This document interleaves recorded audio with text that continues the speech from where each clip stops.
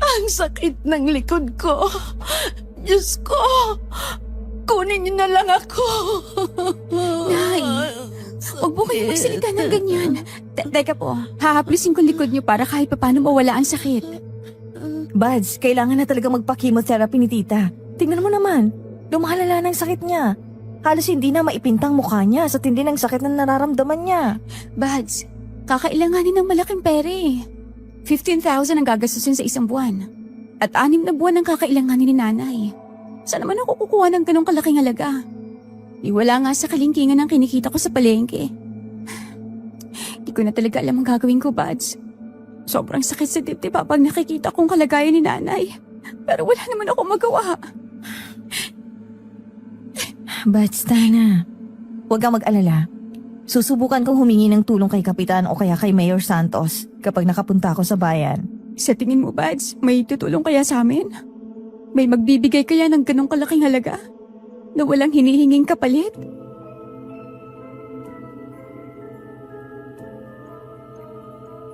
Hindi lahat ng tulong ay hulog ng langit. Minsan may kaakibat itong inaasahang kapalit. Pero paano nga ba natin malalaman kung sino ang tunay na tumutulong sa atin? Kung ikaw ang nasa sitwasyon ni Mia at may estrangherong nag-alok ng tulong para madugtungan ang buhay ng iyong ina, tatanggapin mo ba ito kahit hindi mo pa siya lubusang kilala? Paki-comment ang inyong mga sagot sa ibaba. Excited na kaming mabasa ang mga ito.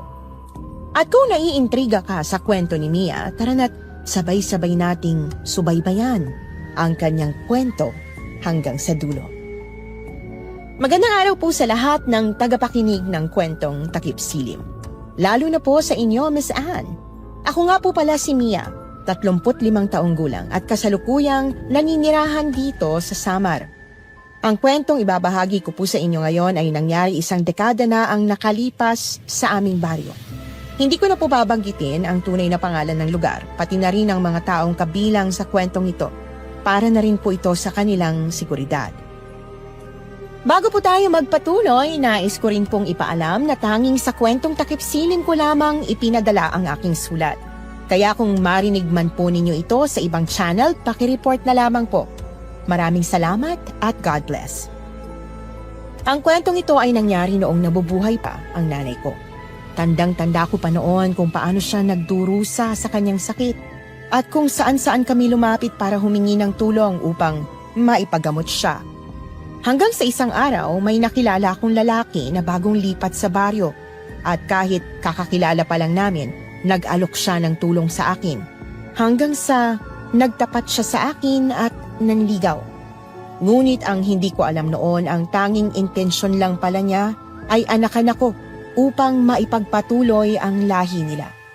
Ang lahi ng mga nilalang na kinatatakutan ng marami. Buds! Buds! Oh, Buds. Saan ka ba pupunta? Bakit may dala kang basket? Kukuha lang ako ng halamang gamot dun sa kakahuyan. Ganun ba? Samahan na kita. Baka kung mapano ka pa dun eh. Hindi natin alam ang takbo ng utak ng mga lalaki dito. Hanggang ngayon ba, Buds? Wala ka pa ring tiwala sa mga lalaki? Malamang. Alam mo naman ang nangyari sa akin, di ba? Munti ka na ako. Oo na, huwag mo nang ituloy. Ayoko nang maalala mo pang ginawa nung dingdong yung sa'yo. Kahit naman hindi ko sabihin, hindi ko pa rin makalimutan ang ginawa niya, no? Pero ipagpasalamat mo na lang na hindi siya nagtagumpay sa plano niya. Siyempre, kahit babae ako, kaya ko makipaglaban. Oo nga eh. Diyan nga ako bilib sa'yo. Saan mo nga pala natutunan yung mga galaw na yon? Kay tatay nung nabubuhay pa siya.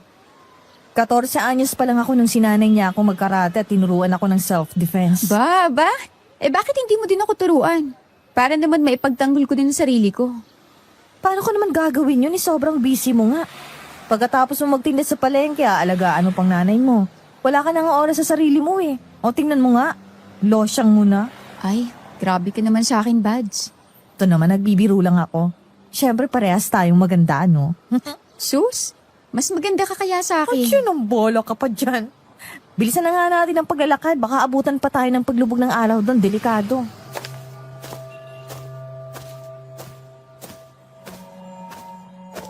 Kasama ko ngang naglakad papunta sa kakahuyan noon ng best friend kong si Rory.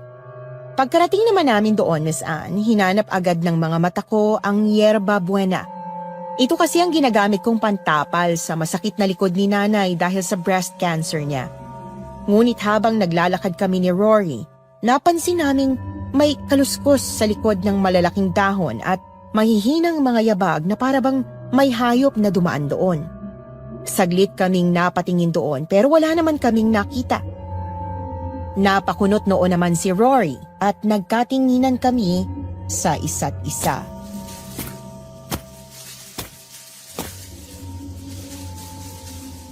Hoy!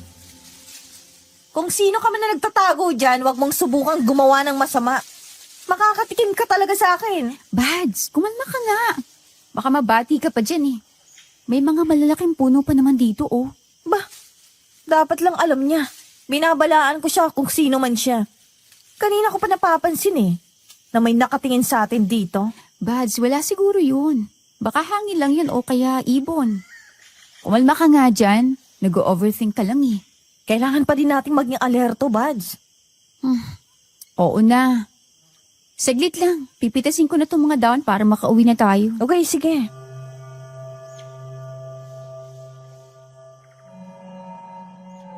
Dali-dali akong pumitas ng mga dahon ng yerba buena para makauwi na agad kami noon. Naiintindihan ko naman si Rory sa nararamdaman niya dahil minsan na rin siyang muntik na mapagsamantalahan ng kapitbahay namin noon na si Dindo habang naglalakad siya dito sa kakahuyan. Mabuti na lang nagawa niyang patumbahin si Dindo kahit lalaki ito. Isa pa, kahit hindi ko man maamin sa sarili ko, naramdaman ko din talaga noon na parang may nagmamasid sa amin. Pero ako kasi yung taong hindi nagpapadala sa takot dahil mas matatakot lang ako kung ipapakita ko yon. Kaya pilit ko yung inaalis sa isipan ko at itinoon na lamang ang aking atensyon sa pamimitas ng mga dahon hanggang sa napuno ko na ang maliit na basket na dala ko.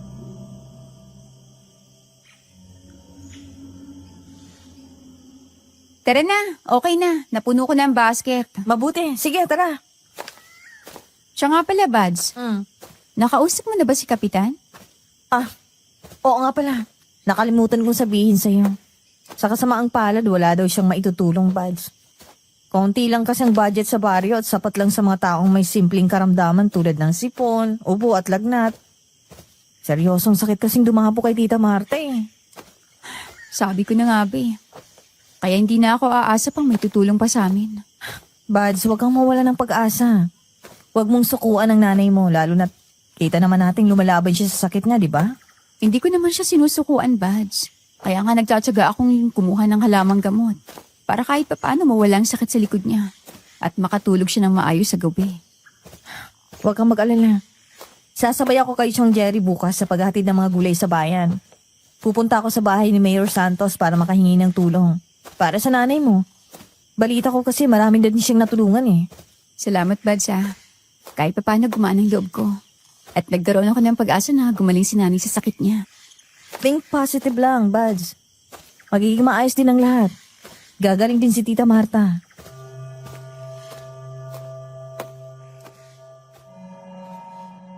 Napangiti naman ako sa sinabi ni Rory at kahit papaano, nabuhayan ang loob ko. Doon ko mas lalong napatunayan kung gaano ako kaswerte sa best friend ko dahil kahit ano, ginagawa niya para makatulong sa akin. Samantalang ako, unti-unting napanghihinaan ng loob dahil iniisip ko noon na wala naman kasing tanga na magbibigay ng ganon kalaking halaga, lalo na't hindi naman namin kakilala. Pagdating ko sa bahay noon, nadatnan ko naman ang aking ina na nakahiga sa papag na may banig. Simula nung magkasakit siya, sa sala ko na siya pinapatulog dahil nagiinit daw yung likod niya. Maliit lang kasi yung kwarto namin, kaya mainit talaga kahit gabi na. Ikumpara mo sa sala na may bintanang may rehas na gawa sa kawayan, kaya nakakapasok pa rin ang hangin sa mga butas nito kahit papaano.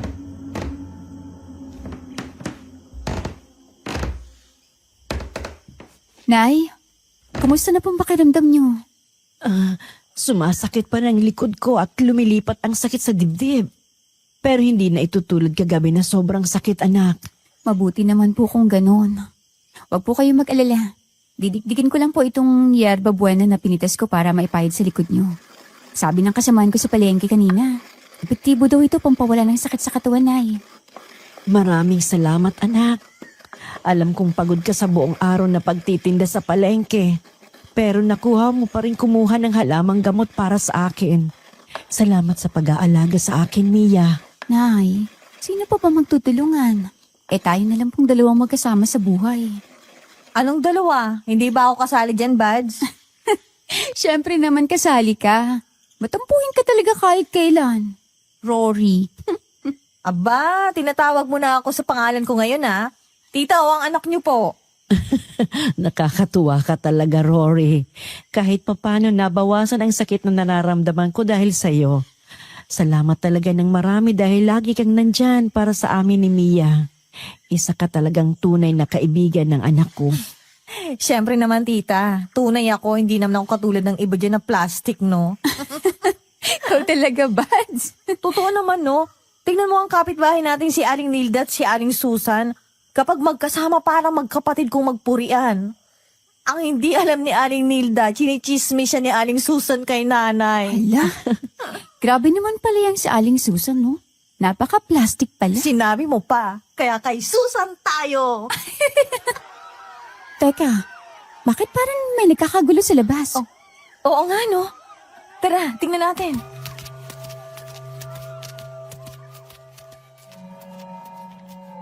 Mabilis kaming naglakad palabas ng bahay para tingnan kung ano ang nangyayari sa labas. Pagkalabas naman namin, nakita namin ang mga tao sa labas ng lumang mansyon at nakita din namin ang isang kotseng kulay itim na papasok sa mansyong yon. Napakunot noon naman ako dahil ang mansyong yon ay kinatatakutan dito sa baryo dahil may nagmumulto raw. Iniisip ko noon kung anong ginagawa ng mga tao sa harap ng mansyon at bakit may itim na kotseng pumasok sa malaking gate na yon. Hinila naman ni Rory ang kamay ko pero hindi ako sumama dahil ayoko talagang makipagsiksikan sa mga tao doon at ayoko ding isipin ng iba na tsismosa ako. Kaya naiwan akong nakatayo sa harap ng bahay namin habang nakatingin lang sa mga tao doon. Ilang sandali pa, agad namang bumalik si Rory at halata sa mukha niyang sabik siyang ibalita sa akin ang nalaman niya.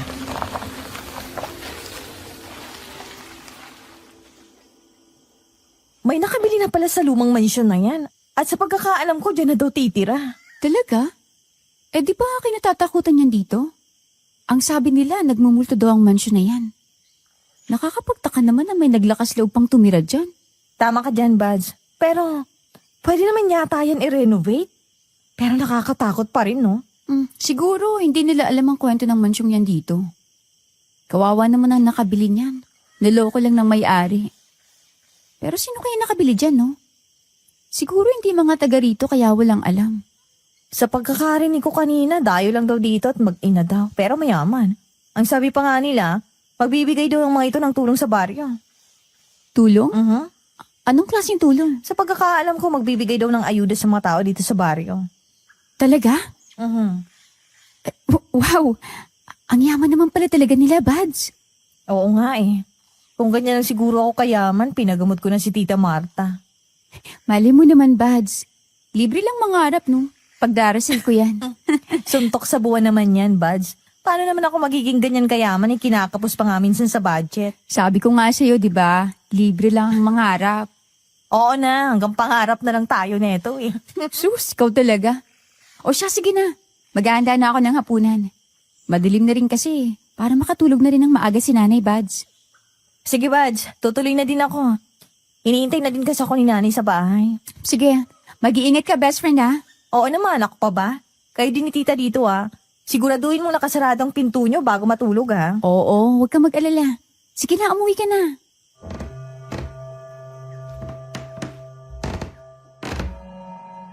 Pagka-uwi ni Rory, agad naman akong naghanda ng hapunan. Lugaw lang at nilagang dahon ng kamote ang niluto ko noon dahil bawal kay nanay ang mamantika, sabi ng doktor. Pagkatapos kong makapagluto, dinikdik ko na agad yung mga dahon ng yerba buena para handa na itong ipahid pagkatapos naming maghapunan.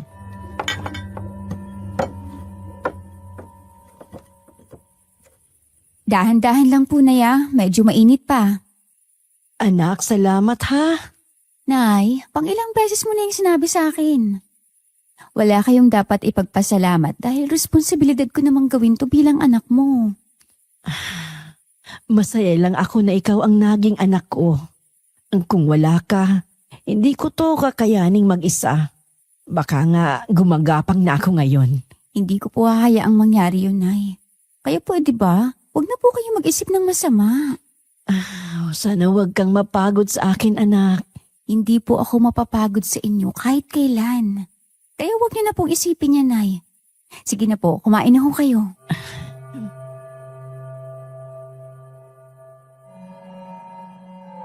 Alam kong nahihiya na sa akin noon si Nanay, Miss Anne, dahil alam niyang pagod ako at pagkatapos ko magtrabaho ng mahabang oras sa palengke. Pero hindi ko pa rin pinaramdam at pinakita sa kanya na pagod na ako. Hanggat maaari, pinapakita ko pa rin na gustong-gusto ko ang ginagawa kong pag-aalaga sa kanya. Kahit kailan hindi pumasok sa isip ko ang sukuan at iwanan siya.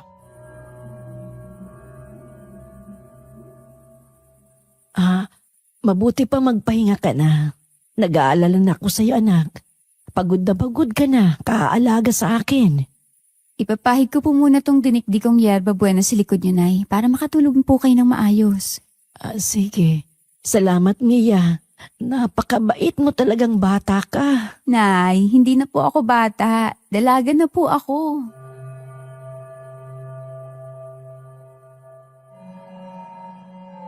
Napangiti naman si Nanay sa sinabi ko noon. Inalalayan ko naman siya noon at dahan-dahan siyang bumangon. Itinaas ko ang damit niya at maingat na ipinahid ang dinikdik na dahon sa likod niya. Nadurog naman ang puso ko nang mahawakan kong butot balat na lamang ang likod niya. May mga matitigas na bukol din akong nakapa at doon ko naisip na marahil yun ang dahilan kung bakit matindi ang sakit ng likod ni Nanay. Ilang minuto ko ring pinahira ng likod niya bago ko muling ibaba ang damit niya at dahan-dahan siyang pinahiga sa papag. Pagkatapos noon, naglatag ako ng banig sa sahig sa tabi ng higaan niya para mabantayan siya kung sakaling may kailangan siya. Pagkahiga ko, agad din akong nakatulog sa sobrang pagod. Nagising na lamang ako nang marinig ko ang mahinang ungol ni Nanay.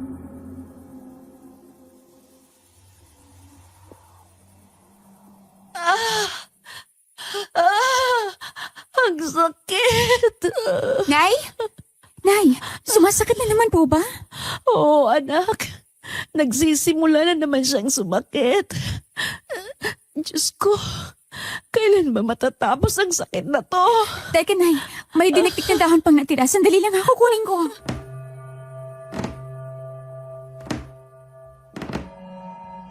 Natataranta akong nagtungo sa kusina noon para kunin ang dinikdik na dahong natira sa maliit na lagayang plastik. Dali-dali ko itong binaba sa mesa tsaka inalalayan si Nanay na bumangon at itinaas ko ang damit niya. Katulad ng ginawa ko kagabi, pinahiran ko ang buong likuran niya tsaka siya pinahiga ulit sa papag. Nabaling naman ang atensyon ko nang may kumatok sa pintuan ng bahay.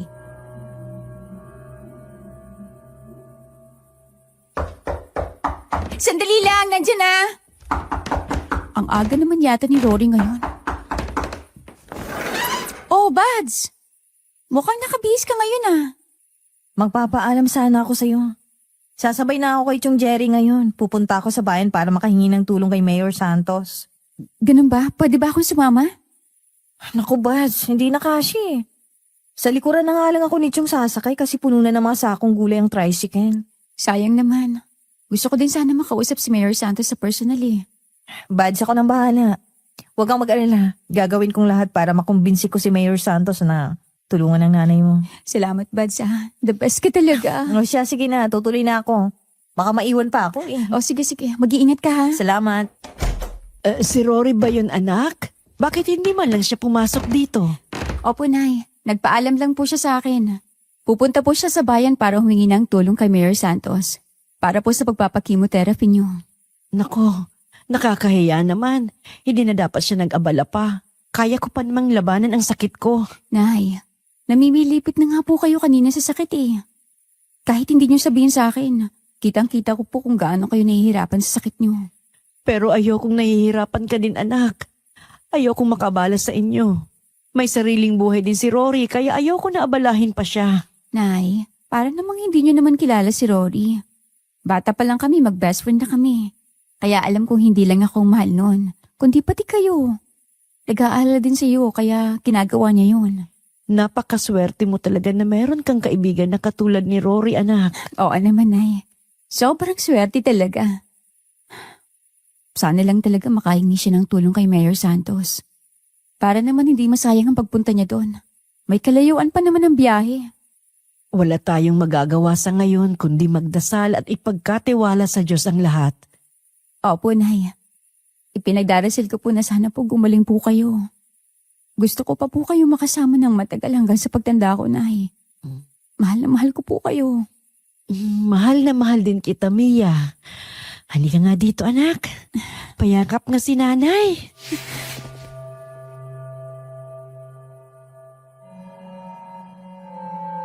Hindi ko mapigilan ang pagtulo ng aking mga luha, Miss Anne, habang yakap ko si nanay ng mahigpit noon. Ramdam ko ang buto niya sa sobrang payat na niya at ang sakit isipin na kahit anong oras ay pwede siyang mawala. Pwede siyang kunin sa akin ng Diyos. Pero tulad nga ng sabi ni Rory, hindi ako dapat mawalan ng pag-asa. Maya-maya pa naghanda na ako ng tanghalian para makakain na rin si nanay. Pumitas ako ng talong sa bakuran tsaka nilaga ito at hinalo sa lugaw. Nay, kain na po. Luto na po yung lugaw. Wala akong ganang kumain, anak. Hayaan mo na lang muna akong matulog. Nay, hindi po pwedeng hindi kayo kakain. Mas lalo pong manghihina ang katawan niyo. Sige na po. Susubuan ko na po kayo, ha? Nay? Ang sakit na naman ng likod ko. Nay? Teka po. Hahaplusin ko po ang likod niyo, ha? Saan po banda masakit, Nay? Dito sa ibabaw, anak. Nakakapagod Nay. na. Ang sakit. Teka, Nay. May laka pa akong bukol. Iyan nga ang masakit, anak. Ang sakit. Nay!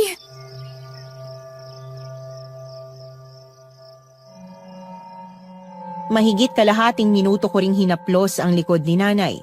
Tsaka humupa ang sakit na nararamdaman niya. Napayakap na lang ako sa kanya habang pilit tinatago ang pagtulo ng luha sa mga mata ko. Maya-maya pa naisipan kong pumitas ulit ng yerba buena at naisip kong damihan na ang pagkuha dahil babalik na naman ako sa trabaho sa susunod na araw. Naglakas loob na akong pumunta mag-isa sa kakahuyan noon dahil baka gabihin na sa pag-uwi si Rory. Inalis ko ang takot sa dibdib ko at iniisip ko na lang na para kay nanay ang lahat ng ginagawa ko.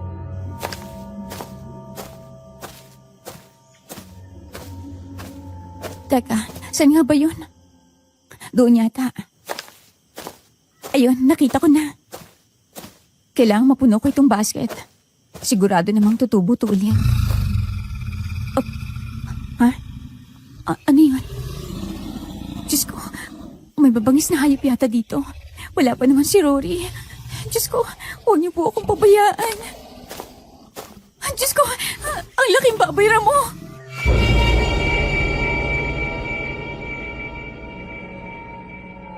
Halos hindi ako makagalaw at nanginig ng sobra ang tuhod ko nang makita ang baboy ramo. Napakalaki niya, mapupula ang mga mata at may matutulis na pangil. Hindi na ako nagdalawang isip pang tumakbo ng mabilis habang humihingi ng tulong. Tulong! Tulong! Miss? Muntik na akong madapa sa lupa nang sumemplang ako sa sangang nakaharang sa daan. Saglit naman akong natulala nang saluhin ako ng isang gwapong lalaki. Matangkad, makapal ang kilay at may mahahabang pilik mata. Matangos ang ilong, halos perpektong mukha at napako naman ang tingin ko sa kanya ng ilang segundo. Miss, ayos ka lang ba? Oo, ayos lang ako. Narinig kong sumigaw ka kanina at humingi ng tulong. Ano ba nangyari? Bakit parang may humahabol sa'yo? May nakita kasi akong malaking baboy ramo. Tapos sinabol niya ako. Akala ko nga maaabutan na niya ako pero biglang nawala. May mga baboy ramo talaga rito. Malapit kasi ito sa bukid. Kaya dapat hindi ka nagpunta dito, lalo na mag-isa ka lang. Kumuha lang kasi ako ng mga halamang gamot na gagamitin ni Inay mamaya. Ganun ba? Pwede kitang samahan sa susunod kung gusto mo. Hindi na kailangan. Salamat Kung hindi mo ako sinalo kanina, nasubsob na ako sa lupa. Walang anuman. Ako nga pala si Dante. Ako si Mia. Taga dito ka lang ba? Hindi kasi pamilyar ang mukha mo eh. Mukhang bago ka lang yata dito sa baryo. Oo. Bagong lipat lang kami dito sa baryo. Bagong lipat? Teka, kayo po yung bagong nakatira sa lumang mansyon? Tama, kami nga. Kasama ko si Mami sa paglipat dito. Kayo pala yon. Huwag mo sanang mamasamain Pero di ba kayo natatakot tumira doon? Matagal na kasing walang nakatira doon at ang sabi nila, nagmumulto daw ang mansyon na yun. Buds! Bads, nakauwi ka na pala. Sino yung lalaki niyan? Anong ginawa niya sa'yo? Bads, kalma. Wala siyang ginawang masama sa akin. Sa katunayan, dapat pa nga ako magpasalamat sa kanya. Dahil kung di niya ako sinalo kanina, nasubsob na mukha ako sa lupa. Bakit? Ano ba nangyari? Hinabol kasi ako ng malaking baboy ramo, Bads. Di ko naman alam na may hayop palang gumagala rito. Halos mawala na nga ako ng hininga kakatakbo kanina Pero buti na lang hindi ako naabutan. Bakit ba kasi pumupunta ka dito ng mag-isa? Hindi mo man lang ako hinintay. Akala ko kasi kagabihin ka sa pag-uwi. Kaya kumuha na ako ng mga dahon bago pa lumubog ang araw. Pero Buds, delikado mag-isa dito. Pinag-aalala mo ako ng sobra. Pasensya na.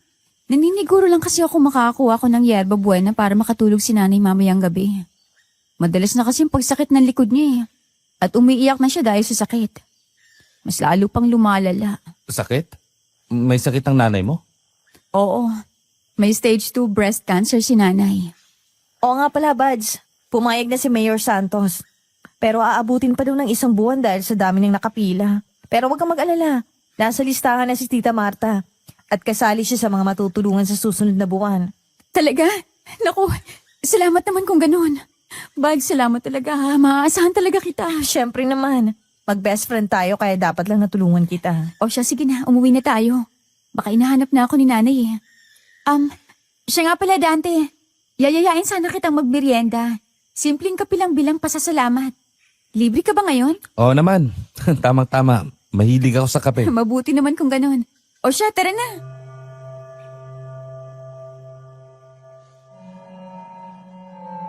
Habang naglalakad pa uwi, si Dante ay tahimik na sumusunod sa amin sa likuran. Hindi ko naman maiwasang mapasulyap sa kanya at napangiti naman kami sa isa't isa. Habang si Rory naman ay hinila ko palapit sa kanya at bumulong siya. Buds, bakit mo naman siya sinama sa bahay niyo? Hindi pa nga natin siya kilalang lubusan Buds, mukha naman siyang mabait Tsaka taga dito siya. Gusto ko lang namang magpasalamat sa kanya kaya niyaya ko siya magkape. Wala naman sigurong masama kung gantihan ko siya ng mabuti. Tsaka bago lang siya dito kaya kailangan niya rin ng magkaroon ng kaibigan, diba? Buds, pagdating sa lalaki, ang hirap magtiwala. Kaya sinasabi ko sa iyo, huwag kang masyadong magtitiwala sa kanya. Oo na, kumalma ka. Tsaka huwag kang mag-alala, mag-iingat naman ako Siguraduhin mo lang. Alam ko, OA na ako pero pinoprotektahan lang kita. Naiintindihan ko at salamat.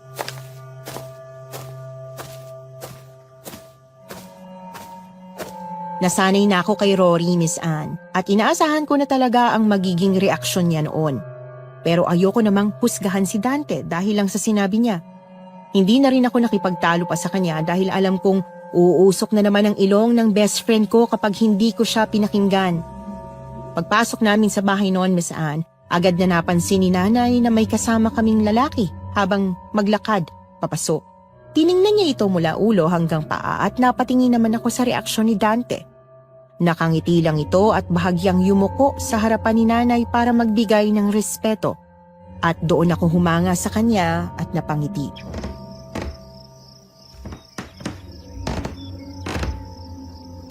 Magandang hapon po sa inyo. Ako nga po pala si Dante. Bagong lipat po dito sa baryo. Ako naman si Marta, nanay ni Mia. Magkaibigan ba kayo nitong anak ko? Kakikilala lang po namin, Nay. Niyaya ko lang po si Dante dito para makapagpasalamat sa kanya. Tinulungan niya po kasi ako kanina habang namimitis ako ng halamang gamot sa kakawayan.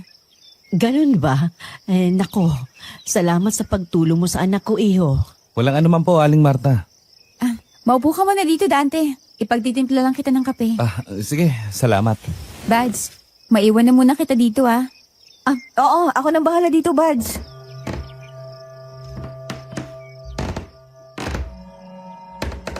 Napangiti na lamang ako sa sinabi ni Rory na para bang istriktang ate na nagbabantay at kinikilati si Dante sa sobrang pagiging protective niya. Pagkarating ko sa kusina, agad akong nagtimpla ng kape sa maliit na tasa. Habang nagtitimpla ako, naririnig ko naman ang pinag-uusapan ni Nanay at Dante sa sala at nasurpresa naman ako sa narinig ko.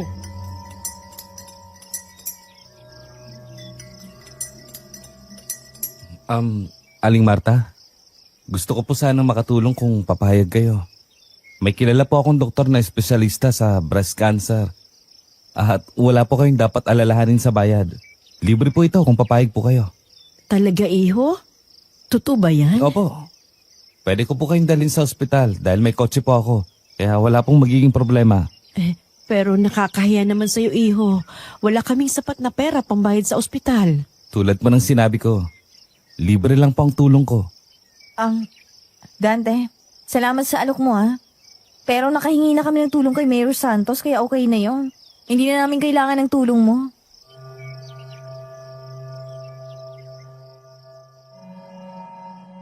Nakaramdam ako ng panghihinayang sa ginawang pagtanggi ni Rory.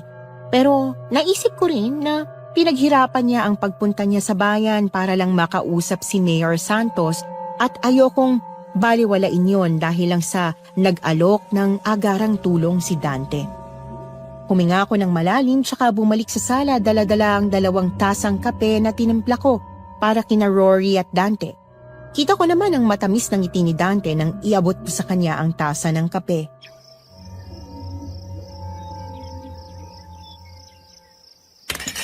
Mia, kung tatanggapin mo ang tulong ko, wala kayong gagastusin kaya wala kayong dapat na ipag-alala.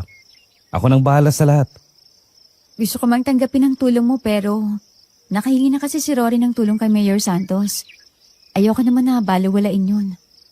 Tsaka kakikilala lang natin, Dante. Parang sobra naman yata kung tutulungan mo agad kami.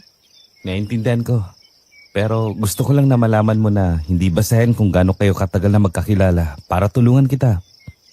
Nakita ko kung gaano kahirap ang kalagayan ng nanay mo. At tulad mo, anak din ako. Ramdam ko rin ang sakit na nararamdaman mo dahil may nanay din ako. Salamat, Dante. Pero sa ngayon, pipiliin ko muna ang tulong ni Mayor Santos. Dahil pinaghirapan niyo ng best friend ko. Sige, naintindihan ko. O siya, hindi na ako magtatagal pa. At baka hanapin ako ni Mami. Salamat sa kape, Mia. Salamat din, Dante. Walang anuman. Aling Marta, tutuloy na po ako. Mag-ingat ka, iho.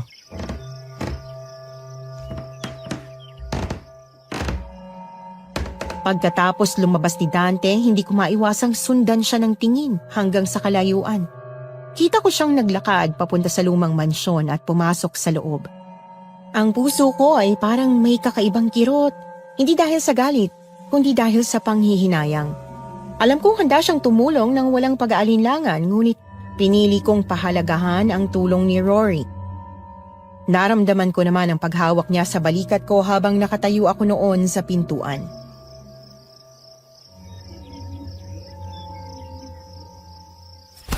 Salamat, Buds. Dahil pinahalagan mong effort ko. Siyempre naman, Bads. Alam kong napagod ka sa biyahe para lang makapunta sa bayan. Para lang makausap si Mayor Santos para sa nanay ko. Ayokong baliwalain yun. Pero Buds, naniniwala ka ba talaga na tutulungan ka ng lalaking yun? Parang tugod to bitro naman eh. Kakakilala niya lang sa isa't isa maliban na lang kung gusto ka niya. Gusto? Nagpapatawa ka yata.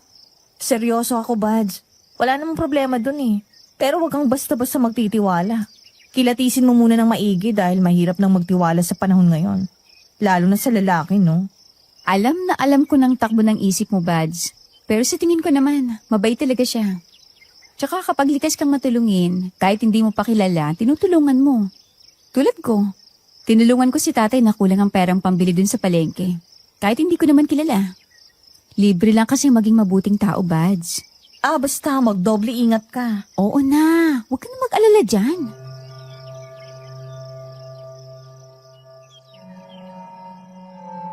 Matapos ang usapan namin ni Rory noon, nagpaalam na rin siyang umuwi. Ako naman ay naghanda na ng hapunan. Tsaka dinikdik ko na rin ang mga dahon na kakailanganin para pampahid sa likod ni nanay bago matulog. Tahimik naman kaming kumain ni nanay nung gabing yon. Ako ang nagsusubo sa kanya habang nakahiga siya sa papag. Sa bawat galaw niya, ramdam ko kung gaano siyang nahihirapan. Kahit pilit siyang ngumingiti sa akin, kita ko pa rin ang sakit sa mga mata niya. Dahan-dahan kong ipinahid ang dahon sa likod niya. Bahagya siyang napapapikit sa lamig ng katas ng dahon. Tahimik lang kaming dalawa noon. Tanging huni lang ng kuliglig sa labas ang maririnig noon bago siya nagsalita.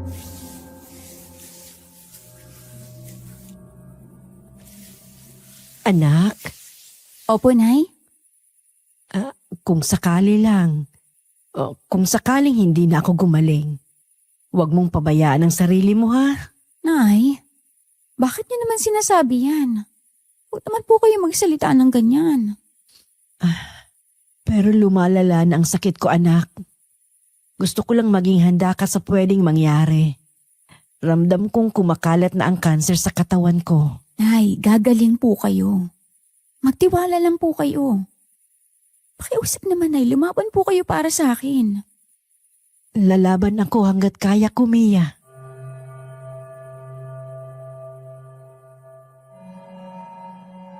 Napayuko ako habang dahan-dahan kong ipinapahid ang dinikdik na dahon sa likod ng nanay ko. Ramdam ko ang bigat ng bawat salitang binitiwan niya.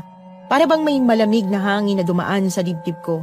Ayokong isipin ang sinasabi niya, pero sa bawat paghinga niya, alam kong totoo ang hirap na dinaranas niya.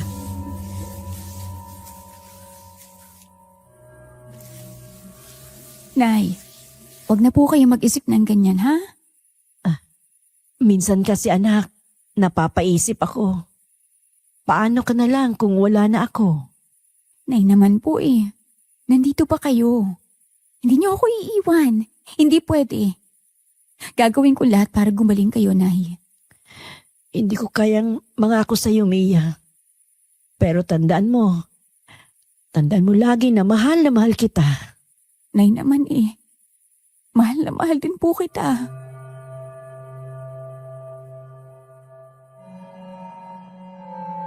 Sobra akong nadurog sa usapan namin ni nanay noon. Para kasing nagpapahiwatig siya na kahit anong oras ay pwede siyang mawala at hindi ko yata kakayanin yon. Matapos kong pahiran ng likod niya, inayos ko ang kumot na nakabalot sa kanya. Hinaplos ko ng marahan ang kamay niya. Gusto kong umiyak noon, pero hindi ko magawa sa harap niya. Kaya agad kong pinatay yung maliit na lamparang nakasabit sa pader. Humiga ako sa banig sa tabi ng papag niya para mabantayan siya. Paulit-ulit namang umiikot sa isip ko ang sinabi niya. Sa dilim ng gabi, tahimik na tumutulo ang luha sa mga mata ko hanggang sa tuluyan na akong nakatulog.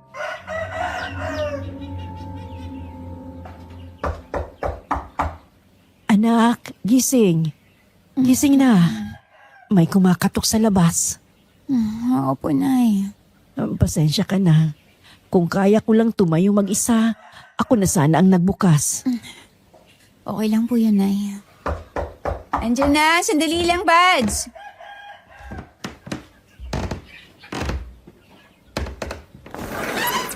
Magandang umaga, Mia. Nakaistorbo ba ako sa inyo?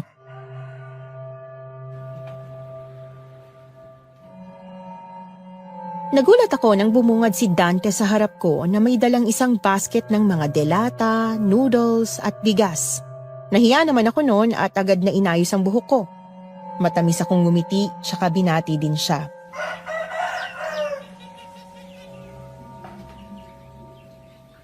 Magandang umaga rin sa'yo, Dante. Bakit naparito ka? Iabot ko lang sana tong konting tulong ko sa inyo. Heto, Konting grocery para sa pang-araw-araw niyong pangangailangan. Naku, salamat. Hindi ka na sana nag-abala pa. Napag-usapan na namin to ni Mami. Ito ang paraan namin para magpasalamat sa mga tao dito sa mainit na pagtanggap sa amin. At saka napansin din namin ang kalagayan ng mga namumuhay dito. Napakabuti naman ng puso mo, Dante. Salamat ulit dito, ha. Wala yun. Basta kung may kailangan ka pa. Kayo ng nanay mo. Nandito lang ako. Sige, salamat ulit. O siya, tutuloy na ako. Mag-aabot pa ako ng tulong sa iba eh. Mamaya ulit. Baka pwedeng bumisita ulit dito sa bahay niyo. Oo naman. Palagi kang welcome dito. Salamat, Mia. O siya, tutuloy na ako.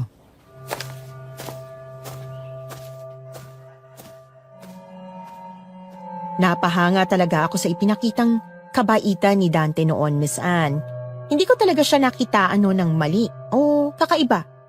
Kaya sa isip ko noon, ang swerte naman ng mapapangasawa ng lalaking yon. Pagbalik ko sa sala noon, halatang nasurpresa si nanay sa basket na dala kong puno ng delata, noodles at bigas.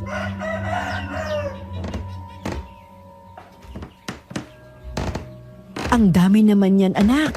Saan galing yan? Kay Dante po, Nay. Nagbigay po sila ng ayuda sa baryo bilang pasasalamat sa pag-welcome daw ng mga tao dito. Aba, napakabait pala talaga ni Dante, no? Hindi lang mabait, Nay. Mayaman pa. Iba talagang nagagawa ng pera, anak. Nagagawa mo ang lahat ng gusto mo. Oo nga, Nay. Kung mayaman lang sana tayo, hindi ka na sana mahihirapan sa sakit nyo. Eh di sana, napagkimo ko na kayo. Okay lang yun, anak.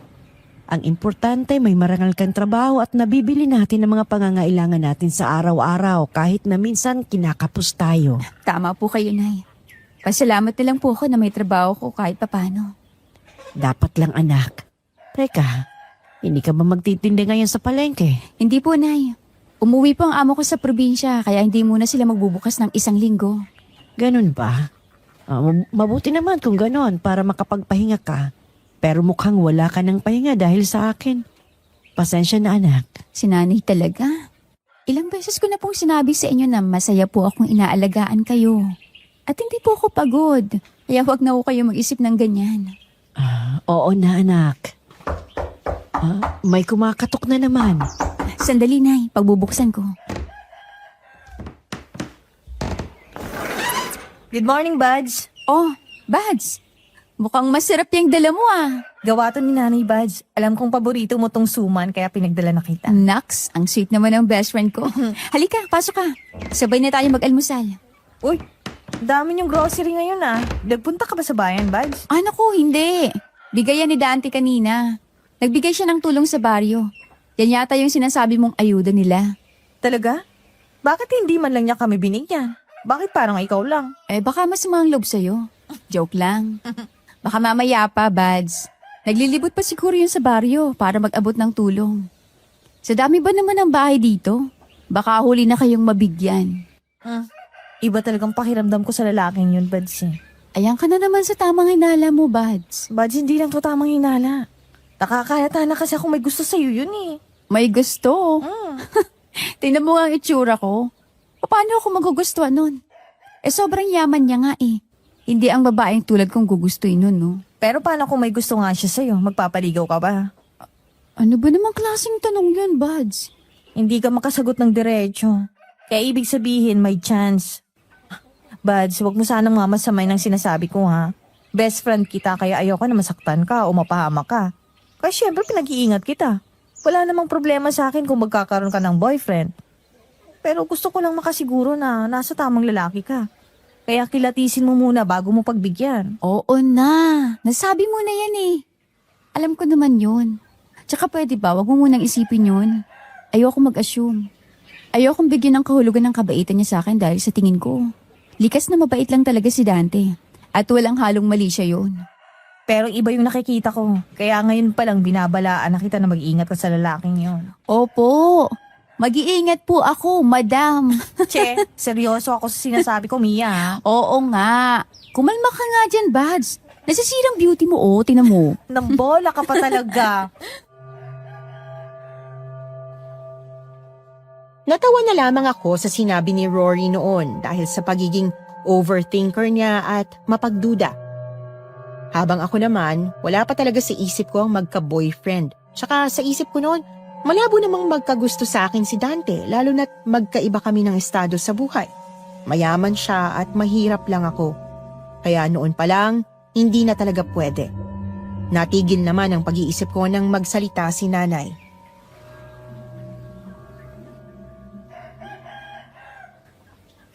Alam mo, Rory, isa sa hiling ko bago ako mawala ay makahanap na ng asawa itong anak kong si Mia. Para kapag nawala ako, may makakasama siya sa buhay at bubuo sila ng pamilya. Grabe naman yan, tita. Para naman naghahabilin ka na. Huwag naman ganon. Gagaling pa po kayo. Nakahingi po ako ng tulong kay Mayor Santos. Kaya sa susunod na buwan, magpapa-chemotherapy na po kayo. Sumasakit na naman! Salita! Ang sakit! Nay! Teka! Kukunin ko lang yung mga dahon sa kusina. Sandali!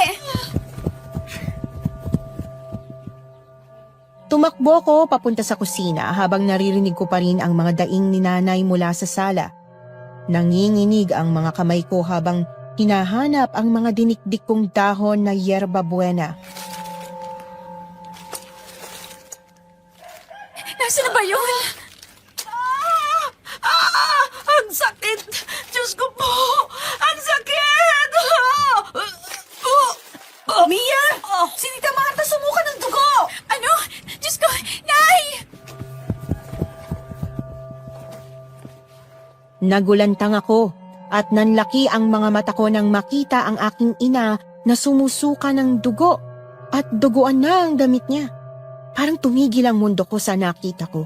Biglang nanghina ang mga tuhod ko habang nakatayo sa harapan ni nanay noon. Hindi ko alam kung lalapit ba ako o sisigaw. Basta nanginginig ang buong katawan ko. Nay! Nay! Ano nangyayari sa'yo, Nay? Nay! Mia, ang sakit. Hindi ko na kaya ang sakit. Pagod na ako, anak.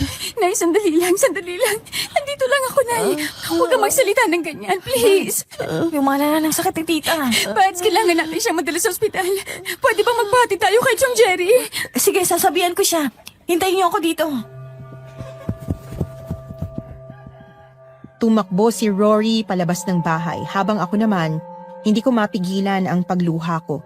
Ramdam ko ang matinding takot na parang may mabigat na bato na nakadagan sa dibdib ko. Pero alam kong hindi ako pwedeng mataranta. Ako lang ang aasahan ni nanay ngayon. Kumuha ako ng tuwalya sa mesa at pinunasan ang bibig niya habang nanginginig pa rin ang kamay ko.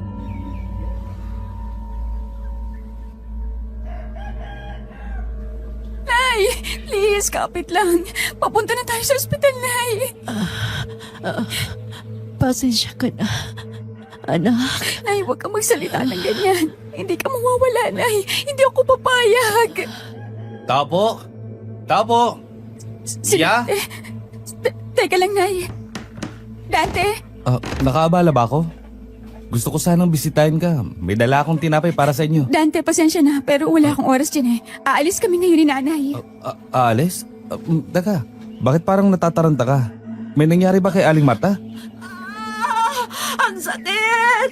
Ang sakit ng likod ko. Diyos ko, Mia! Tulungan mo ako, anak! Inaatake si Nanay ng sakit niya. Maiwan muna kita. Dali-dali kong hinaplos ang likod ni nanay na nanginginig ang kamay ko habang pinapahid ang dinikdik na dahon ng yerba buena sa likod niya. Umaasa kung kahit papaano ay mabawasan ang sakit na nararamdaman niya, pero wala pa rin nangyari. Lalo lang siyang napahagulgol sa pag-iyak habang pilit na hinihingal.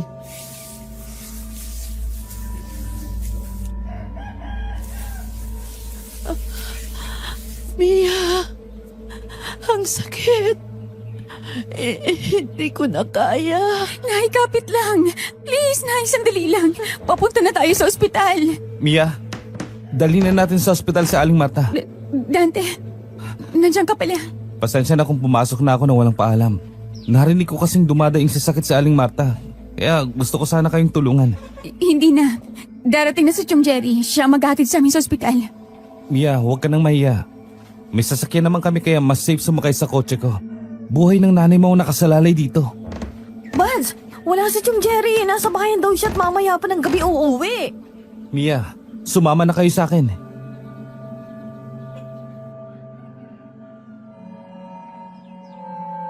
Sa mga oras na yun, Miss Anne, wala na akong ibang pagpipilian pa kundi sumama kay Dante. Mabuti na lang talaga at may kotse siya, kaya hindi naman kami nahirapan na dalhin si nanay sa ospital kahit may kalayuan ito mula sa baryo. Hindi ko na mabilang kung ilang beses akong nagdasal sa loob ng sasakyan. Pakiramdam ko ang tagal ng bawat segundo dahil na rin sa haba ng biyahe namin. Pagkapreno ng sasakyan, dali-daling bumaba si Dante at binuksan ang pintuan sa likod. Maingat niyang binuhat si nanay habang ako naman ay halos manginig sa sobrang kaba habang sumusunod sa kanila papasok ng ospital. Pagkarating sa loob, lalo akong nanginig. Halos mabingi ako sa ingay. Mga nag-uusap na tao, tumatakbong nurse at tunog ng mga makina. Para akong nalulunod sa gulo ng paligid habang tinitingnan ang mga nurse na inasikaso si nanay. May mga itinurok sa kanya na hindi ko alam kung ano, basta ang nasa isip ko lang noon ay mailigtas siya. Mag-undergo ng chemotherapy si Aling Marta mamaya. Ini-stabilize muna ng doktor ang status ng puso at blood pressure niya. Salamat naman kung ganon. Ibig sabihin, magiging okay din si nanay, di ba? Ang sabi ng doktor, gagawin naman daw niya ang lahat para gumaling sa Aling Marta. Kaya huwag ka na mag-alala. Magiging maayos din ang lahat, Mia. Sana nga gumaling na si nanay. Salamat, Dante. Salamat sa tulong. Kung wala ka, hindi ko madadala si nanay sa ospital. Hindi siya makakapag-undergo agad ng chemotherapy. Sabi ko naman sa iyo hayaan mo akong tulungan ko kayo. Hindi pwedeng patagalin pa ang sakit ni Aling Marta na walang ginagawa. Dahil hindi lang simpleng sakit ang sakit niya, kundi seryoso at malubha.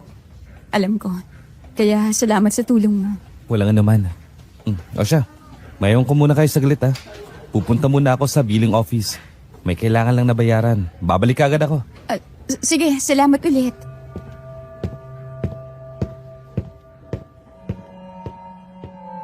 Pagkaalis ni Dante, nakahinga naman ako ng maluwag. Napatingin ako kay Rory at ganoon din siya sa akin. Sa gitna ng pagod at kaba, sabay pa rin kaming napangiti. Isang maliit na ginhawa sa gitna ng magulong araw na yon. Bads, pasensya ka na ha? Ha? Bakit ka naman humihingi ng pasensya? Sa pagtanggap ko ng tulong ni Dante. Alam ko medyo alangan ka sa kanya, tsaka baka isipin mong hindi ko pinahalaga ng effort mong magpunta sa bayan para humingi ng tulong kay Mayor Santos.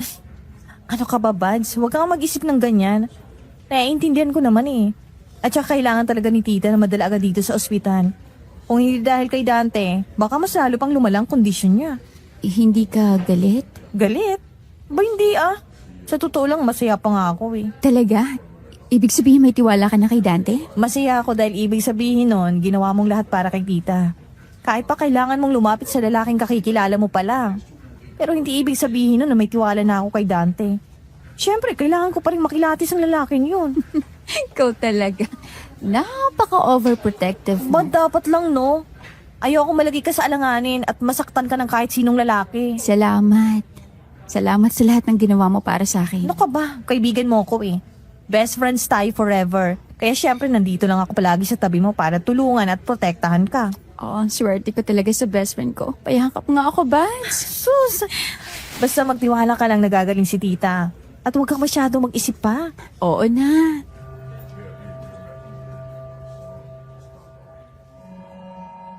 Umabot naman ang 4 na oras ang paghihintay namin na matapos ang session ng chemotherapy ni nanay. Kaya nakapagdesisyon kaming magpalipas ng gabi sa ospital na yon. Nahiya naman ako kay Dante nang pumasok kami sa mamahaling kwarto dahil alam kong mahal ang bayad nun. Pero hindi siya nagpapigil, Miss Anne, kaya wala na rin akong nagawa pa noon. Humanga talaga ako sa pag-aasikaso ng mga nurse kay nanay, kaya unti-unti na rin siyang gumaling. Nang payagan na kami ng doktor na makauwi, nagsimula na ang mahaba naming biyahe. at tanghali na nang makarating kami sa bahay. Sa kabila ng pagod, hindi napigilan ng saya ko dahil sa wakas, nakauwi rin kami ng ligtas. Bukod pa rito, masaya rin akong makita na mas maayos na ang kalagayan ni nanay kumpara kahapon. Maraming salamat sa tulong mo, iho. Kahit paano nabawasan ang sakit na nararamdaman ko. 6 na buwan pa po kayo magpapakemotherapy, Aling Marta. Pero wag po kayo mag-alala. Ako na pang bahala sa lahat. Iho, tatapatin na kita. Bakit mo ba ito ginagawa? Hindi mo naman kami lubusang kilala. Sobrang-sobra na ang itinulong mo sa amin. Gusto ko po kayong tulungan dahil alam kong kailangan nyo ng tulong ko. Yun lang ba talagang dahilan, iho? Nay, ano ba namang klaseng tanong yan? Baka matakot pa si Dante sa inyo sa pagiging mausisa niyo eh. Siyempre anak, gusto ko lang klaruhin ang lahat. Ang totoo po niyan, Aling Marta. Gusto ko po sanang umakyat ng ligaw sa anak nyo. Ano? Tama bang narinig ko? Aakit ka ng ligaw sa best friend ko? Oo, tama ang narinig nyo. Iho, walang problema sa akin kung manliligaw ka sa anak ko. Mabait ka, matulungin, at may mabuting puso at utang ko sa iyo ang buhay ko. Sa katunayan, botong-boto ako sa iyo para sa anak ko. Pero kay Mia pa rin ang desisyon. Dante, parang ang bilis naman yata.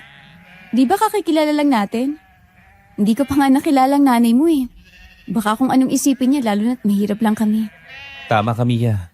Bago lang tayo nagkakilala pero hindi naman siguro basehan yun para magustuhan kita. At kung inaalala mo si Mami, pwede kitang ipakilala kaagad sa kanya. Pwede bang pag-isipan ko muna? Oo naman. Pasensya ka na kung nabigla kita. Gusto ko lang din patunayan na malinis ang intensyon ko sa iyo, Mia. Kaya gusto kong humingi ng permiso sa nanay mo. Anak, pag-usapan niyo yang mabuti. Nasa iyo pa rin ang desisyon. Handa akong maghintay sa magiging sagot mo, Mia. Pero, pwede ba kitang yayaing maghapunan sa mansyon mamaya? Gusto ko kasing maipakilala ka kay Mami. Hindi na Dante. Nakakahiya naman sa mami mo. Baka magalit pa siya sa'yo kapag dinala mo ako sa bahay niyo. Mia, mabait si Mami. Wala kang dapat na ikatakot o ikahiya. Hindi siya katulad ng iniisip mo. Hindi kami tumitingin sa kung anong estado ng buhay ng isang tao. Kaya sige na, pumahayag ka na. Sige, pero pwede ko bang isama si Rory? Walang problema, Mia. Susundin ko na lang kayo dito mamaya. Naku, wag na. Kami na ang pupunta dun sa'yo. Sigurado ka? Oo, Dante. Oo siya, sige. Hintayin na lang kita mamayang gabi. Kailangan ko na umalis dahil may kailangan pa akong asikasuhin. Sige. Mag-ingat ka. Salamat ulit ha. Kayo din Aling Marta, tutuloy na po ako. Maraming salamat, iho. Mag-iingat ka.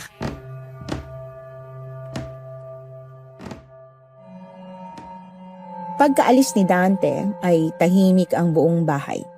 Naririnig ko lang ang mahinang pag-ihip ng hangin sa labas at ang kaluskos ng mga dahon ng niyog. Pero hindi ko maipaliwanag ang nararamdaman ko noon. Halo-halong kaba, hiya at pagtataka. Hindi ko alam kung kikiligin ba ako o matatakot sa pwedeng ihusga sa akin ng kanyang ina.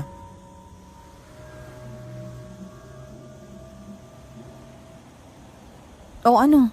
Hindi ka magsasalita? Bads, hindi ko alam kung anong dapat kong maramdaman eh. Abay, malamang mabigla ka. Sino ba namang hindi? Isipin mo, ilang araw pa lang kayong magkakilala, tinutulungan ka niya ng bonggang-bongga tapos gusto palang mandigaw sa'yo. Sa tingin mo ba, hindi siya seryoso? Ang totoo niyan, masaya ako para sa'yo, pati na kay Tita Marta dahil naagapan natin kahapon ang pag-atake ng sakit niya. At nakapag-undergo na din siya ng chemotherapy sa tulong ni Dante. Pero siyempre tulad ng palagi kong sinasabi sa'yo, ayokong masaktan ka. Ayokong malagay ka sa alanganin, lalo na't kadalasan sa mga lalaki ngayon hindi seryoso eh. Ang habol ang katawan ng babae. Pero kung magaan naman ang loob mo sa kanya, baka nga nag-overthink lang ako. May punto si Rory, anak. Pero sa nakikita ko kay Dante, mukhang seryoso naman siya sa mga sinabi niya. Hindi naman siguro siya magpapaalam sa akin kung hindi siya seryoso. Yun din ang nararamdaman ko, Nay. Sobrang bait at yaman pa niya kaya Para bang hindi ka panipaniwalang may ganyang klase pa palang lalaki ngayon na magkakagusto sa akin. Anak, hindi naman porket wala na ang papa mo, wala na din kagaya niya. Marami pa rin namang matitinong lalaki at seryoso. Tama ka naman dyan, tita. At kung saan masaya si Mia, sosoportahan ko siya. Kaya, Bads, wala sa amin ang desisyon. Ikaw ba? Ano bang nararamdaman mo ngayon? Bibigyan mo ba siya ng pagkakataon? Pagkatapos ng lahat ng naitulong niya sa amin, siguro naman deserve niya ding gantihan ng kabutihan. Kaya bilang pasasalamat, gusto kong tanggapin ang imbitasyon niya at payagan siyang manligaw. Kung ganun, kailangan mo ng maganda. Magsuot ka ng maayos para naman presentable ka sa harap ng nanay niya. Sasamahan mo ba ako? Ba syempre, di ba sabi mo sasama ako? Hindi kita hayaang pumunta doon mag-isa, no? Tsaka curious din ako kung anong itsura ng mansyon nila. Ikaw talaga. Salamat, Bads, ah. Basta, wag lang siyang magkakamaling saktan ka. Mananagot talaga siya sa akin. Makakatikim siya ng sipa ko. Napaka-OA talaga ng best friend ko kahit kailan.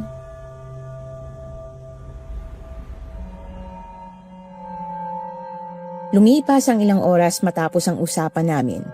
Mas lalo kong nararamdaman ang kaba sa dibdib ko.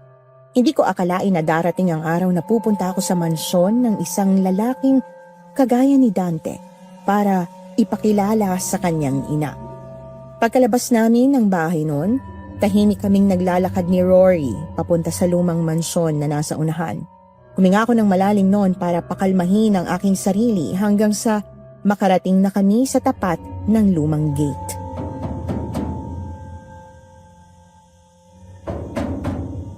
Tao po! Tao po! Mia, mabuti naman at dumating ka. Halika kayo, pumasok kayo sa loob. Hindi na ako makapaghintay na ipakilala ka kay Mami. Sige. Bads, tara na sa loob. Ang lawak naman. Pero tingnan mo, Bads. May mga sapot na nakasabit sa kisame. Halatang hindi nalilinisan. Bads, baka marinig ka nila. Nagsasabi lang naman ako ng totoo, Bads.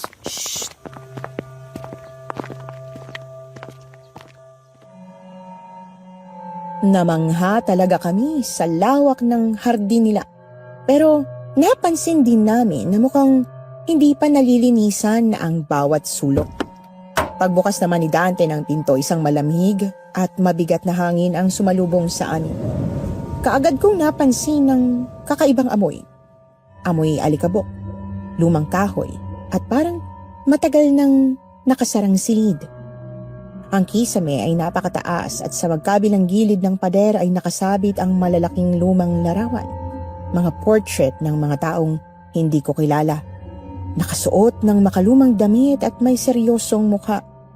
Sa mga sulok naman ay may mga dekorasyon, mga figura ng kabayo na gawa sa kahoy, isang rebultong leon na parang nagbabantay, at mga estatwang ibon na nakapwesto sa ibabaw ng malalaking lamesa. Hindi ko mapigilan ang sarili ko na mapalingon. Para bang may gumapang nakilabot sa bato ko noon.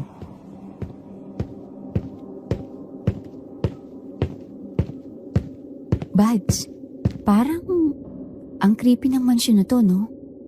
Mukhang tama nga sila na nagmumulto dito. Hindi man lang sila natakot. Oo nga eh. Parang museum na iniwan na lang. Maupo muna kayo dito sa sofa. Tatawagin ko lang si Mami. Sige Dante. Ang weird naman. Kinikilabutan ako sa bahay na to. Ako din naman eh. Paano kaya nila nakakayang ganito kalaki at nakakatakot na mansyon? Di ko din alam. Yun na nga mas weird daw eh. Lalo na't dalawa lang sila. Bakit naisipan pa nilang bilhin ng mansyon na to? Sobra-sobra na nga ito sa kanila. Tsaka marami namang magagandang mansyon sa syudad. Nandiyan na sila, Bads. Baka marinig ka nila. Mula sa taas ng malaking hagdan ay nakita naming bumababa si Dante kasama ang kanyang ina. Dahan-dahan ang kanilang hakbang at dinig sa buong sala ang tunog ng kanilang paa sa kahoy na hagdan. Ang ina ni Dante ay mukhang nasa mga 60 taong gulang na. Payat ang kanyang katawan at medyo nakayuko ang likod habang naglalakad. Maputi na halos ang kanyang buhok at maayos na nakatali sa likod. Ang kanyang mukha ay may mga kulubot sa mata at pisngi, tanda ng kanyang edad. maputla naman ang kanyang balat na para bang kulang sa dugo. Habang pababa siya sa hagdan ay nakatingin siya sa amin. Hindi siya agad ngumiti. Para bang tinitingnan muna niya kami. Sino ba kami? Pagdating nila sa huling baitang ng hagdan ay bahagyang ngumiti ang matanda habang nakatingin sa akin.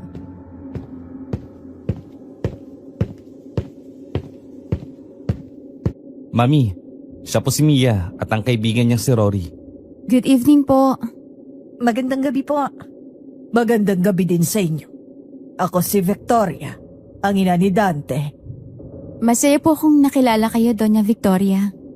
Donya? Tita na lang, iha. Tita Victoria. Okay po, tita. Nabuntis ka na ba ng anak ko, iha? Po? Mami, wag naman po kayo magbiro ng ganyan kay Mia. Hindi siya sanay sa mga biro niyo. Pasensya na, iha. Nagbibiro lang ako. Akala ko po talaga seryoso po kayo sa tanong nyo. Syempre, di ba? Darating naman talaga kayo dyan. Gusto ng anak ko na magkaanak, iha. Kaya dapat lang nahanda ka.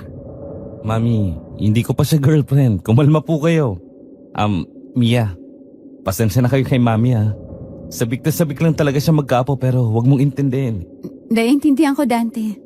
Hindi lang pala ang mansyon ng weird. Pati nanay niya.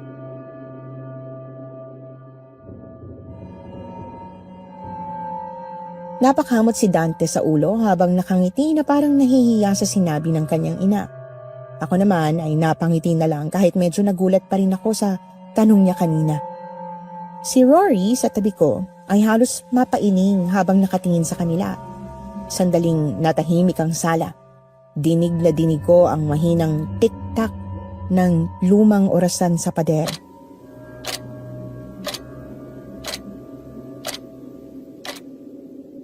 Mabuti pa, kumain na tayo. O siya, sige anak. Ali kayo mga iha. Sige po.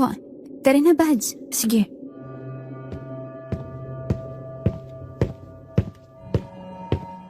Nauna maglakad si Dante papunta sa dining room at sumunod kami sa kanya. Malawak din ang dining area ng mansyon. Sa gitna nito ay may mahaba at makintab na lamesang kahoy na may maraming upuan sa magkabilang gilid. Sa ibabaw ng mesa ay nakahain ng kanin at sa gitna ay may malaking mangkok ng nilagang baboy.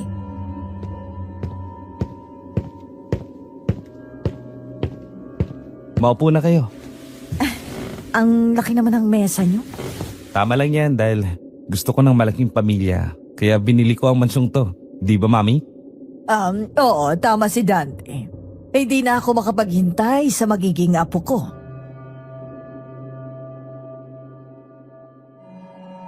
Pilit akong ngumiti sa sinabi ni Tita Victoria. Pero sa totoo lang, hindi ako komportable dahil para bang nagpaparinig siya sa akin. Hindi na lang ako nagpahalata noon at itinuon na lang ang atensyon ko sa pagkain. Halos mapangniwi naman ako nang matikman ko ang sabaw na sobrang tabang. Para bang hindi man lang nilagyan ng asin kahit kaunti. At wala ring sibuyas at bawang.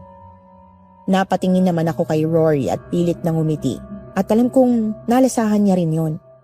Pero siguro tulad ko, ayaw niya din magreklamo bilang respeto.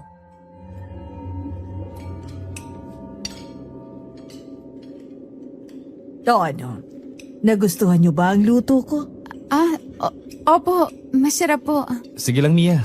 Kumain pa kayo. Magpakabusog kayo. Okay na to, Dante. Konti lang talagang kinakain ko, lalo na kapag karne. Maingat ako sa kalisugan ko. Ako din eh. Diet ako ngayon. Kaya pala ganyan kapayat ang mga katawan niyo.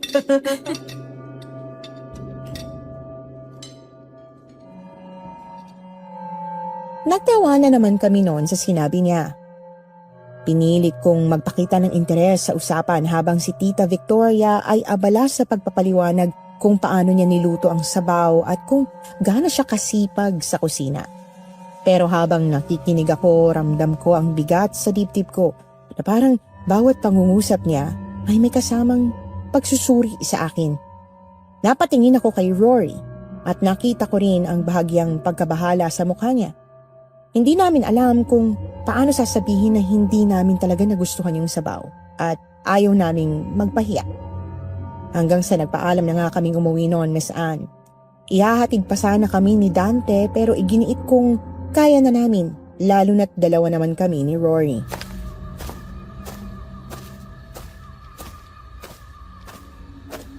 Bakit kaya ganun yung luto ng nanay niya? Wala man lang kalasa-lasa. Wala man lang asin at ricados. Buti nga nakayanan ko pang hindi ipahalata kanina eh. Nakakaya naman kung magreklamo pa tayo, di ba? Ganun na siguro ang mga mayayaman, Bads. Hindi marunong magluto. Malay mo, umiiwas sa sakit-sakit, di ba? Teka, yung wallet ko naiwan yata. Naiwan sa mansyon? Oo, tara, balikan natin, Buds. Bilisan mo habang gising pa sila. Papapagalitan ako ni nanay nito eh. Pambili pa naman yun ng gamot niya.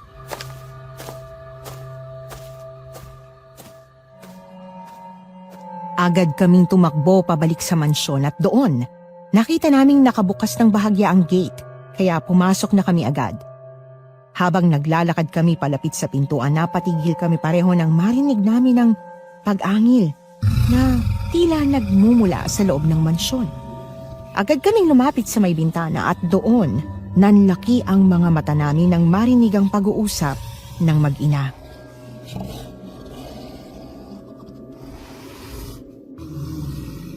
Isang buwan na lang kaarawan mo na, Dante. Kailangan mo magkaroon ng anak bago ka tumuntong ng 35 para malakas na lahi ng aswang ang mabuo ninyo. Huwag po kayo mag-alala, Inang. Malapit ko na pong makuha ang loob ni Mia. Malapit ko na siyang maging asawa. At bubuntisin ko na agad siya. Magkakaroon kami ng maraming anak. At wala nang makakapigil pa sa plano ko. Dapat lang, Dante. Pero para mas maganda, pwede nating gawing alay ang kaibigan niya para bumalik ako sa pagiging bata. Saktong-sakto ang sariwa pa ng dugo niya. Nang sa ganun ay pareho tayong maging masaya. Mga aswang sila. Walang hiya ah. Sinasabi ko na nga ba may kakaiba talaga sa kanila eh. Kaya pala walang asin ng pagkain kanina dahil mga aswang pala sila. At magbinabalak pa talaga silang masama sa atin. Tara na, Bads. Umalis na tayo. Baka makita pa nila tayo rito.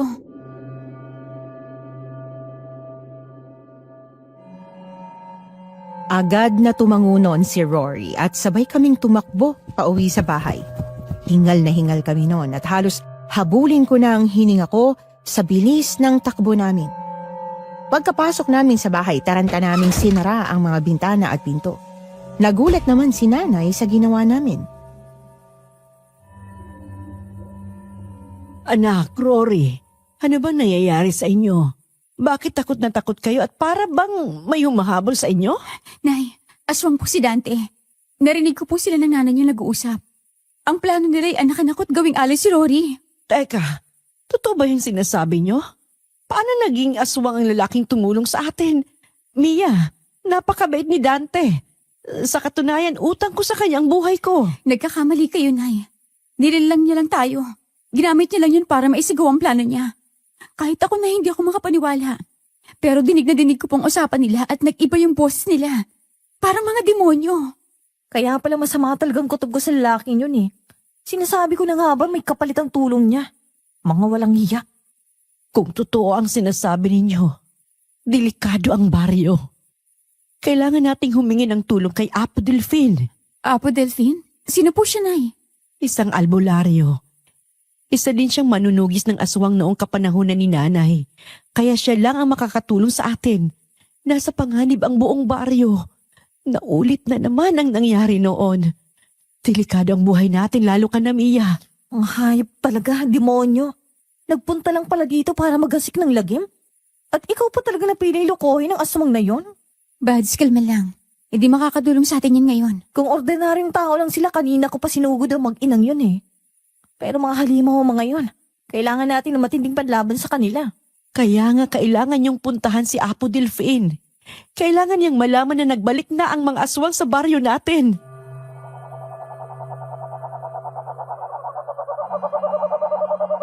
Nagkatinginan kami ni Rory noon, Miss Anne. Hindi talaga ako makapaniwala na may mga aswang pala talagang nabubuhay sa mundo. Base sa sinabi ni nanay, hindi lang pala yun ang unang beses na may mga aswang na pumasok sa aming baryo. Nagdesisyon naman si Rory na sa bahay na namin magpalipas ng gabi dahil nag-aalala siya para sa akin. Hindi nga kami nakatulog ng maayos sa mga oras na yun sa kakaisip na baka magpunta si Dante sa bahay.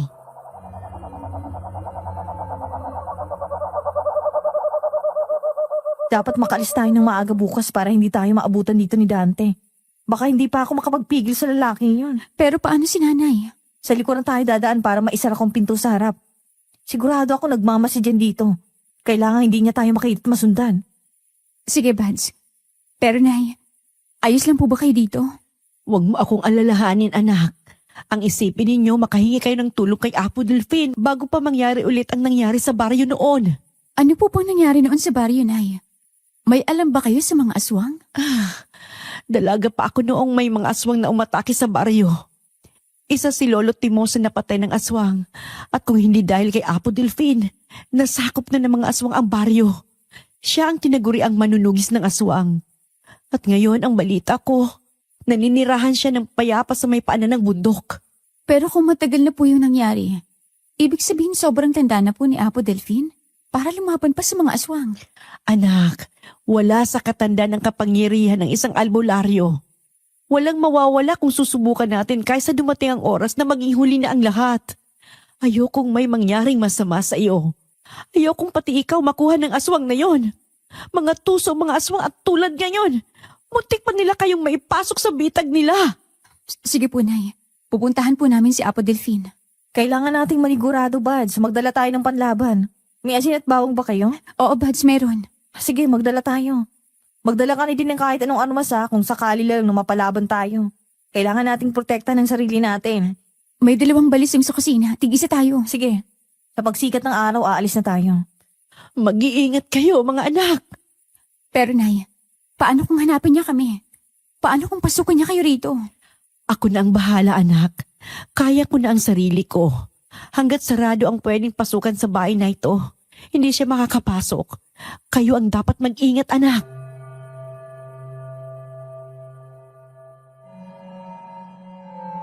Kinabukasan, bago pa man tuluyang sumikat ang araw, ginising na ako ni Rory. Madilim-dilim pa ang paligid at malamig ang simoy ng hangin na pumapasok sa maliit na siwang ng aming pader. Nakahanda na ang maliit na bag na may lamang asin, bawang at tig-iisang balisong namin.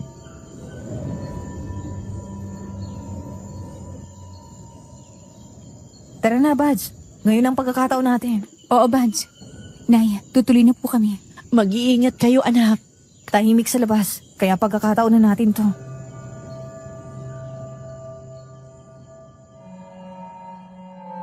Tahimik kaming lumabas at agad naglakad sa makitid na daan sa likod ng mga bahay. Habang papalayo kami, pakiramdam ko, may mga matang nakatingin sa amin mula sa dilim ng mga puno. Halos 1 oras din kaming naglakad hanggang sa marating namin ang maliit na daan papunta sa paanan ng bundok.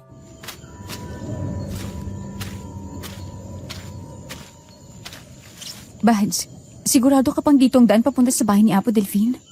Sabi ng nanay mo sa paanan doon ng bundok eh. Ito lang naman ang daan papunta doon. Sige, ang lamig naman ng hangin dito. Kinakabahan ako, Bads. Baka nasundan nila tayo at napansin kagabi eh. Kung nasundan man nila tayo, wala tayong pagpipilian kundi lumaban.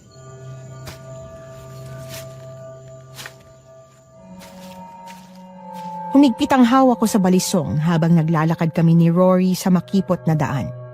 Ang mga dahon sa paligid ay bahagyang gumagalaw kahit halos wala namang hangin. Lalo akong kinabahan. Pareho kaming huminto. Pinakinggan namin ang paligid at nagulantang naman ako nang may lumipad na uwak sa harap namin.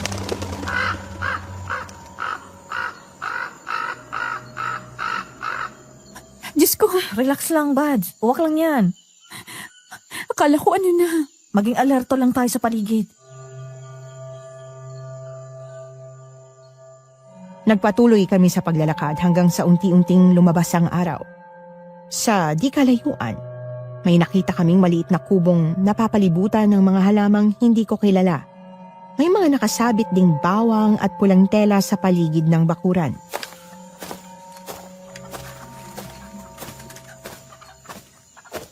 Buds, may kubo doon. Yun na yatang bahay ni Apo Delphine. Oo nga, tara, lapitan natin. Buds, sa tingin mo tutulungan niya tayo? Eh, hindi naman niya tayo kilala. Huwag kang mag-alala. Kilala naman siya ni Tita Marta, di ba? Minsan niya nang niligtas ang buong baryo sa mga aswang, kaya sigurado tayong mapagkakatiwalaan siya. Sige, ikaw na pumatok. Kinakabahan ako eh. Tao po! Tao po! Buds, wala yatang tao. Ay, sino kayo? At ano ang kailangan ninyo? Pagkabukas ng pinto, tumambad sa amin ang isang matandang lalaking may mahabang puting balbas at matalim na mga mata. Hawak niya ang isang tungkod na may kalumaan na. Sinuri naman niya kami ng tingin mula ulo hanggang paa.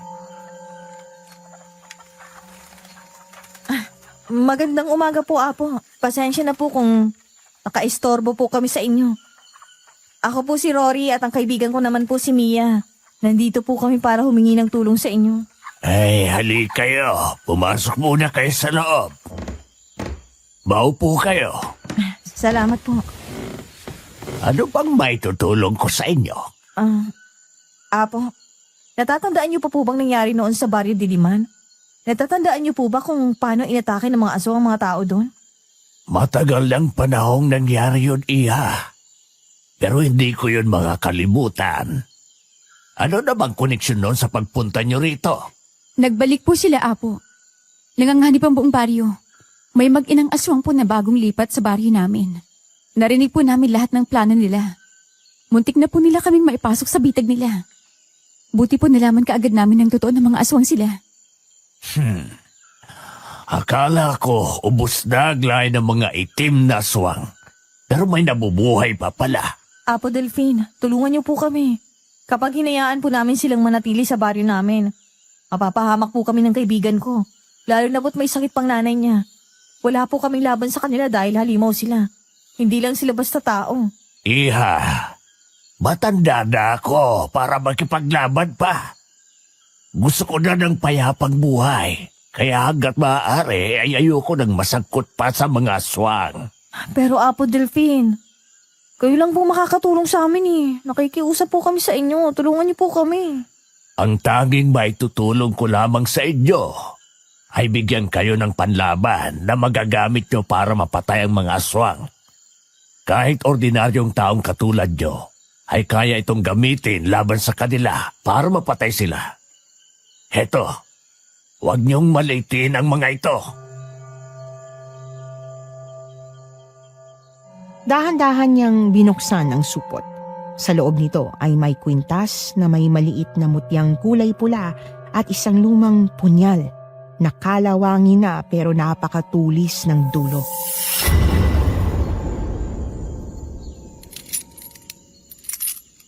Apo, ano po ito? Mutya ng pulang saging. Bibigyan kayo nito ng lakas at proteksyon laban sa mga nilalang ng dilim. Mapapaso ang sino mang aswang na hawak nito. At ito naman ang lumang punyal na ginamit ko noon para pumatay ng aswang. Kinakalawang na. Pero matulis pa rin. May orasyon yan. Kapag sinaksak mo ang aswang sa dibdib, gamit nito. Hindi na sila makakabangon pa. Talaga po bang gagana ito kahit kami lang? Kung matibay ang loob ninyo, oo. Tatanggapin po namin, Apo. Kaya ba talaga natin silang labanan, Buds? Huwag kayong matakot, Iha. Ang takot nyo ang nagpapalakas sa mga aswang. Kaya nyo yan. Salamat po dito, Apo. Hindi naman ako natatakot lumaban sa kanila. Natatakot lang po ako may mga inosenteng mapapahamak. Lalo na pong best friend ko. Magtiwala lang kayo sa Diyos, mga Iha. Hali kayo dito. Babasbasan ko muna kayo bago kayo umalis.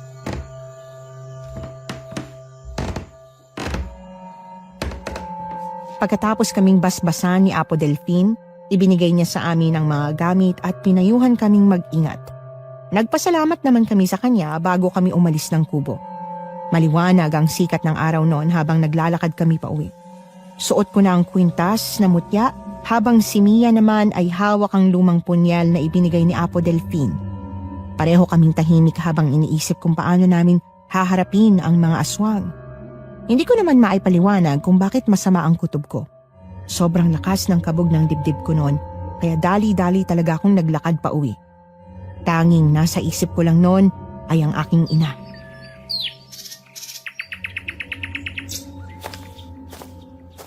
Bads, sana makarating agad tayo sa bahay. Nag-aalala ko kay nanay. Huwag kang mag-alala, Buds. Nakasarado naman ang bahay eh. Siguro naman hindi alam nila Dante na may alam na tayo. Kaya may pagkakataon pa tayong maisan sila. Sana nga. Masama kasing kutob ko eh. Hindi ko maintindihan. Naiintindihan kita, Buds. Kahit naman ako nag-aalala kay Tita Marta dahil siya lang mag-isa doon. Diyos ko, huwag niyo po sanang pabayaan ng nanay ko.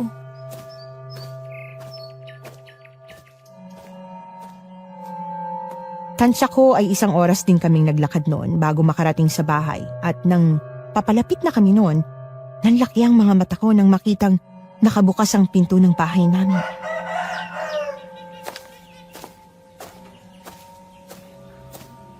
Bads, bakit bukas ang pinto? Hindi mo ba isinara bago tayo umalis? Sinara ko yan. Sigurado ako. Si Tita!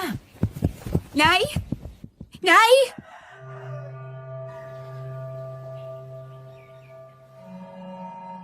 Napatingin naman kami ni Rory sa isa't isa at halos tumalo naman ang puso ko noon sa kaba. Kumaripas ako ng takbo noon papasok sa loob ng bahay. Sumikip ang dibdib ko noon at labis na nagulat nang makita kong wala na si nanay sa higaan niya. Nanginig ang buong katawan ko at nilibot ang buong bahay.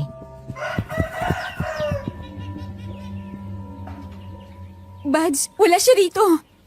Mia, tingnan mo tong salamin. Ano yan?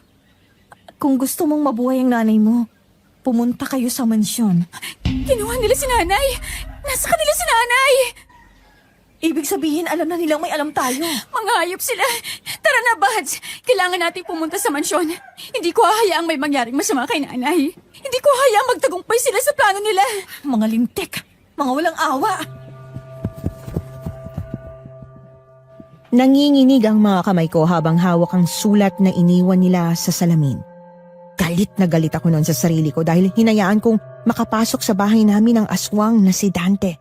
At ngayon, si nanay, hawak pa nila. Tahimik kaming nagkatinginan noon ni Rory.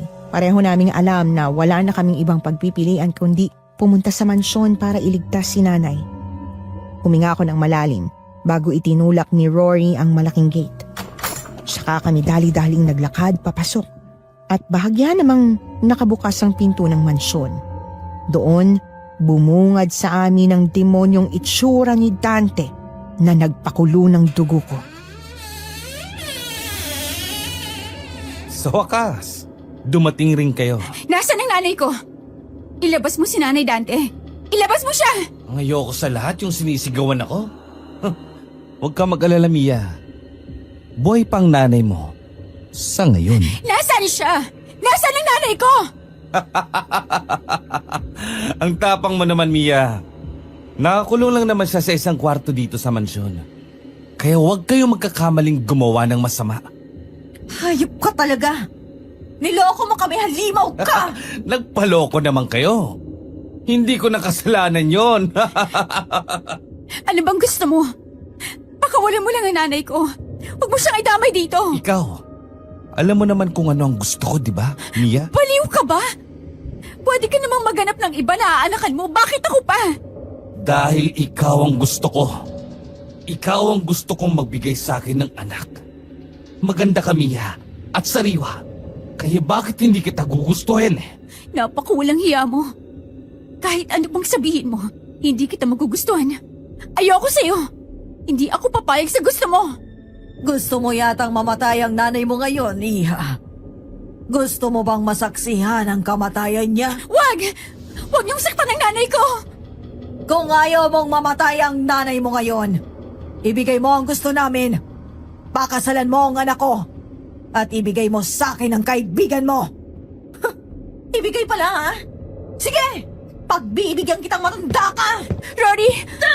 Etong saya!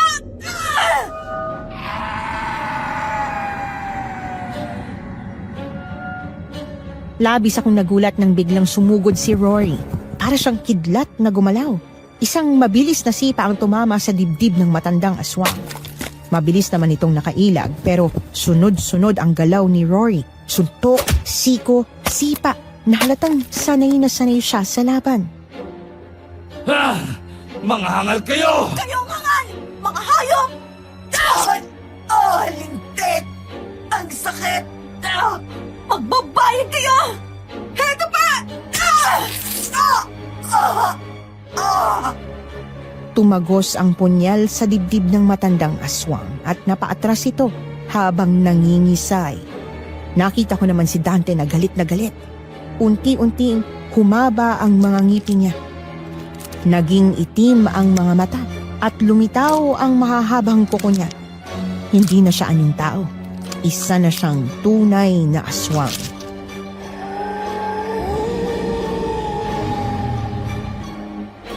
Magbabayad kayo! Papatayin ko kayo, mga hangal! Mabilis siyang sumugod sa akin at dahil sa lakas ng tama, tumilapon ako. Hindi pa rin siya nakontento at sinugod niya ulit ako. Sabay sakal sa lieg ko na halos hindi na ako makahinga.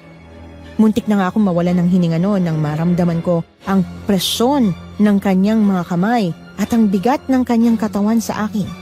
Ngunit, bigla siyang napaatras nang mahawakan niya ang kwintas na suot ko.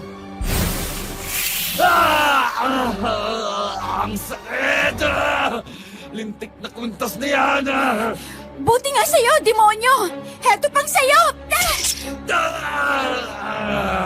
Hindi mo ko matatalo. Mamamatay ka! Tigilan mong best friend ko! Hindi!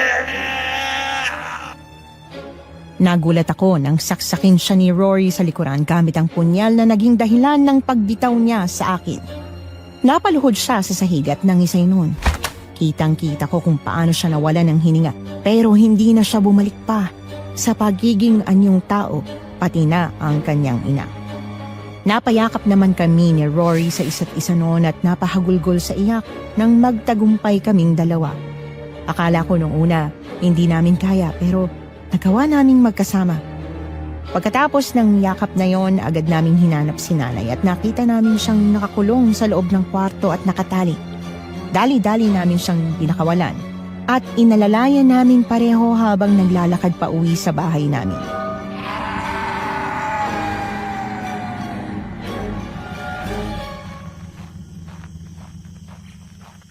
Maraming salamat sa pagligtas niyo sa akin, anak.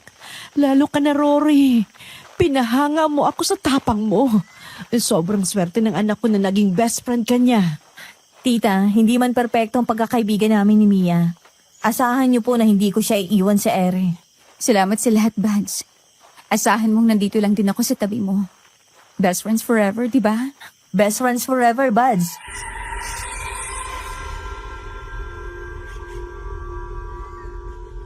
Pagkatapos ng pangyayaring yon, naging usapan yon sa aming baryo at kinuhaan pa nga kami ng mga salaysay ng tanod sa barangay. At ikinuwento naman namin ang nangyari. Hindi naman naging mahirap sa amin na patunayan ang totoo dahil sila mismo ang kumuha ng 2 bangkay ng mga aswang sa loob ng mansyon. At kung magtataka kayo kung bakit hindi man lang ito umabot sa mga pulis, liblib kasi ang baryo namin. At hanggat kayang ayusin ng kapitan ang problema, hindi na ito makakarating pa sa mga pulis, lalo na't may ebidensya naman kaming aswang nga ang mag-ina.